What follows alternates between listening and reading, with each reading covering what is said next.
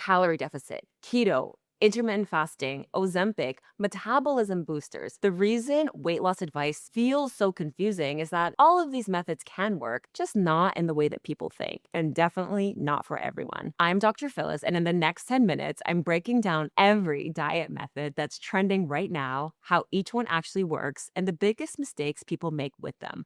By the end of the video, you'll have a much clearer idea which approach might work best for you. Let's start with one of the most misunderstood trends: calorie deficits. When most people think about weight loss, they think about a calorie deficit. And on paper, it sounds simple: eat less than you burn and the weight comes off. Intermittent fasting takes a slightly different approach.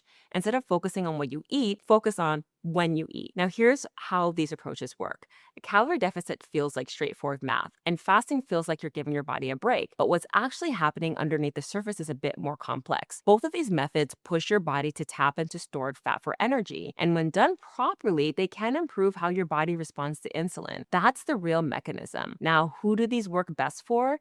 Typically women who have stable hormones, good metabolic flexibility, balanced blood sugar. But here's where things go wrong. The biggest mistake with calorie deficits is going too aggressive. When you cut your calories too low, your body adapts by slowing your metabolism. And with intermittent fasting, the mistake is doing it too often, especially if your body is already under stress. That can spike stress hormones and actually make weight loss harder. So yes, both methods work, and when done properly, they can naturally reduce your overall calorie intake. My doctor's verdict: they tend to work short term and fail long term when you have issues with hormones.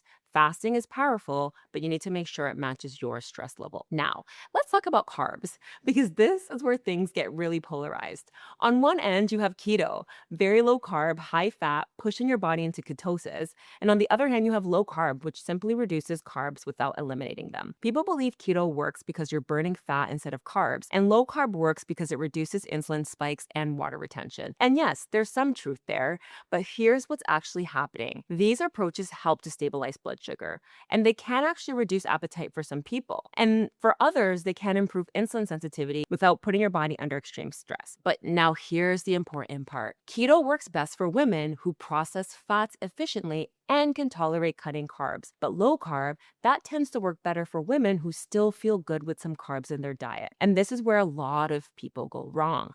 The biggest mistake with keto is forcing it, even when your body clearly needs carbs. That can negatively impact your thyroid and energy levels. And with low carb, the mistake is cutting carbs when your body actually handles them pretty well. And here's the truth that people don't hear: some women actually need carbs to maintain a healthy metabolism. So my physician's verdict: keto can work brilliantly for some, but for others, it could be metabolically disastrous. Low carb, on the other hand, can be more sustainable, especially for women under 40. Now, let's get into the more medical side of weight loss. GLP-1 medications like Ozempic have exploded in popularity. And then you have fat burners, pills and powders promising faster weight loss with minimal effort. Here's what people believe: GLP-1s work because they suppress hunger. Fat burners work because they boost metabolism. But let's break down what's actually happening. GLP-1 medications mimic hormones that regulate your blood sugar and appetite signaling in your brain. And that's why they're so effective, especially for reducing cravings. Fat burners, they might slightly increase your energy expenditure, but the effect is very small. Now, who are these best for? GLP-1s can be incredibly helpful for women dealing with insulin resistance or struggling with appetite. Fat burners, honestly, are not an effective solution on their own for anyone. And here's where people make the mistake. Because with GLP-1s, it's relying on them without addressing the root cause: your metabolism, your habits, your lifestyle. Because once you stop, the weight often comes back if nothing else has changed. And with fat burners, the mistake is expecting them to do the work that proper nutrition should be doing. So, my physician's verdict: GLP-1s are a powerful tool when used properly, but fat burners, save your money.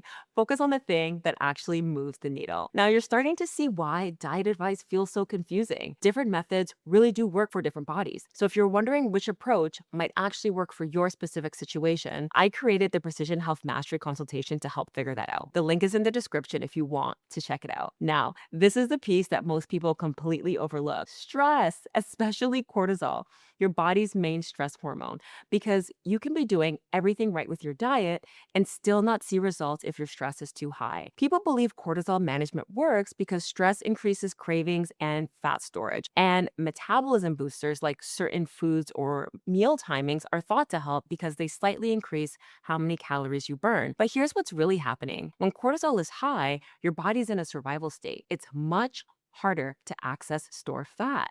So when you manage stress properly, your body finally feels safe enough to burn fat again. And with metabolism boosters, yes, some foods require more energy to digest. And consistent meal timing can help regulate insulin and cortisol, but the impact is relatively small. So who does this matter for? Cortisol management is critical for women dealing with high stress, poor sleep, or emotional eating. And metabolism strategies help those with irregular eating patterns or blood sugar issues. But here's the big mistake: trying every diet method while completely ignoring stress. Stress can sabotage everything you're doing, and expecting metabolism boosters to work on their own is really not the best solution. Cortisol management can be the missing piece that makes everything work. Metabolism boosters, not so much. They don't help to build that strong foundation. So, what actually matters when it comes to weight loss, especially after 40, it's not about picking the best diet. It's about picking the right diet for your body, because your hormones, your stress levels, your metabolism, and even your genetics, all of these determine the methods your body will actually respond to. And that's why something that works perfectly for one person